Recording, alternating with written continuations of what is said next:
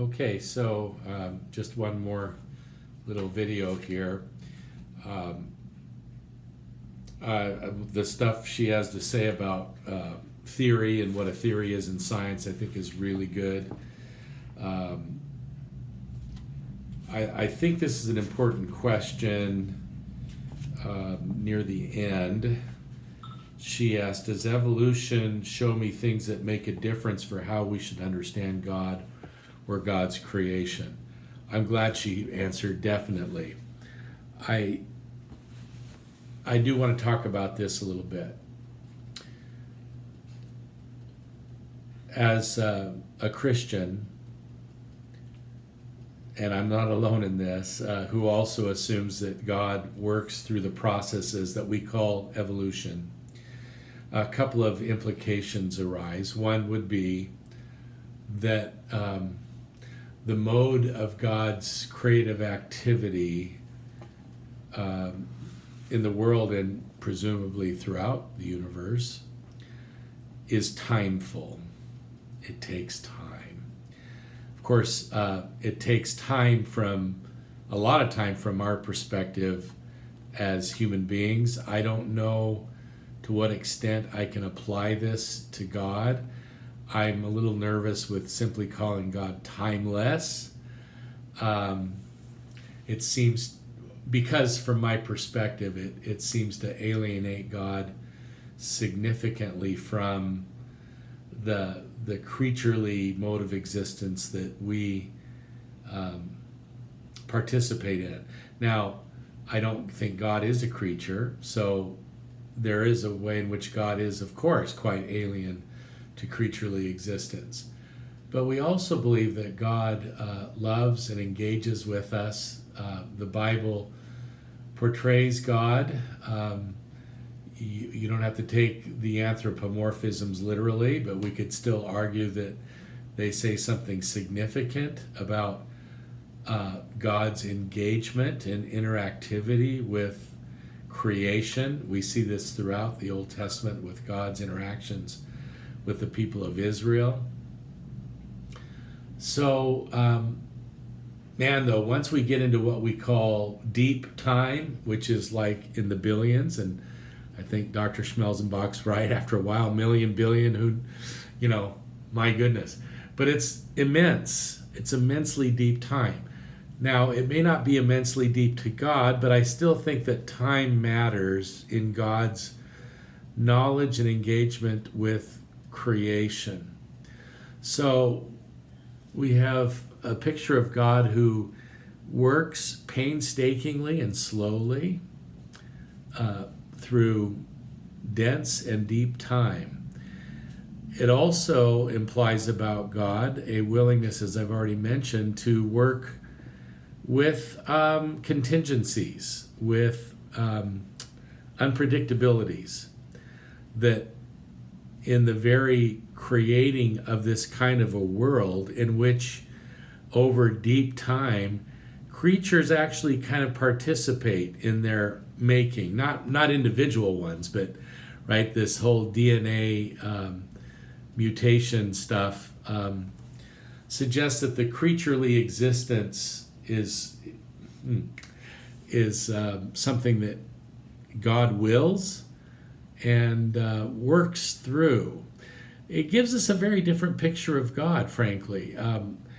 We now, I mean, if we think about those millions of years when dinosaurs were the dominant kind of life on planet Earth, long before human beings. I've mentioned this, I think, briefly before in class. I have no reason to believe that God did not, and probably in some ways did not. I don't think that God did not or does not love dinosaurs in all their variety and scariness to us. There was a significant period of time when, again, dinosaur life, that wasn't the only form of life, but those species were quite dominant on our planet. All of this brings new challenges to the way that we think about God. So I've never, well, I don't know if I've never, but for a long time I haven't been willing just to say, well, yeah, sure, God creates through evolution, big deal, you know. Well, I do believe that that's how God creates, and I do think it's a big deal because it does demand some serious rethinking, reconsideration. Some people are not willing to go down that road. That's okay. I, for one, cannot help but go down that road.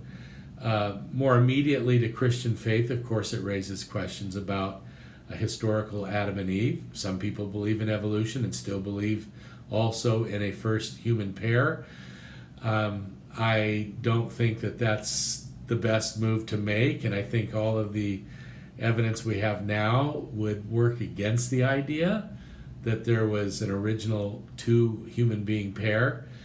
I'm not an expert in that evidence, but other people are, and in many ways I just have to trust and do trust their findings. In other words, I really do have a lot of confidence, some people may think too much, in human reason and our ability to understand or explore the world and experience, reason and experience, that our experience of the world through scientific engagement and then the rational process of interpretation and hypotheses and testing and so on, that all of this is very important. And that to me, it's an aspect of what it means to be created in God's image. It's not the whole thing by any means, but it's an aspect. And so I'm, as a theologian and a minister, a Christian minister, committed to learning from my science colleagues, allowing their discoveries, and I think sometimes real facts, real discoveries, DNA, fossils, astronomy, age of the universe, so on and so forth. All of this to be taken seriously in my life of faith and as I reflect on my faith. Is God revealed through the processes that we call evolution or the natural world? Well, the Bible tells us that creation does testify to God, and we may be understanding that creation differently now than people did 2,000-3,000 years ago. Certainly we understand the world differently and the cosmos. So our understanding of the world and of ourselves continues to evolve, to change over time. And the challenge for Christian faith is not to with every new thing just start all over again and say, oh, wow, we got that wrong. But it is to be open to these new discoveries and to ask, how do we think about our Christian faith in the light of this new evidence? And I'm quite confident, actually, that Christianity can survive and thrive in all of those challenges. The last word I want to offer is that while it is the case, I think, that we must take seriously scientific knowledge of the world and of ourselves and of our universe. Take it seriously into our understanding of God. For Christians, ultimately, as I've said in class, we believe that Jesus is the final and authoritative revelation of who God is, what God is like, how God works in the world. Jesus is our ultimate clue. Not the world itself, not the universe. We don't brush that aside, but we're going to look at the universe and at creation and at ourselves. As Christians, we will look at all that through the lens of the person of Jesus. What does Jesus reveal to us about the nature of God and divine activity? And I think that while there will be points of tension, certainly, between that and the natural sciences, I think there's also a great deal of congruence and some real interesting possibilities going forward in conversations between Christian faith and the natural sciences. Well, what you should do is, of course, between now and next Tuesday, is read Dr. Cordero's chapter if you haven't already, and then go on to the next chapter that I think is the chapter of Douglas Estes. Yeah. And on Tuesday, if all goes as planned, Dr. Cordero will be with us, and I hope that you'll already have some questions for her. Maybe from her chapter. We can also try to incorporate some of Estes's chapter, but since Dr. Cordero will be with us, I'll be most interested in seeing if we can have a conversation about some of the ideas that she puts forward. And I'm sure she'll be happy to take any challenges.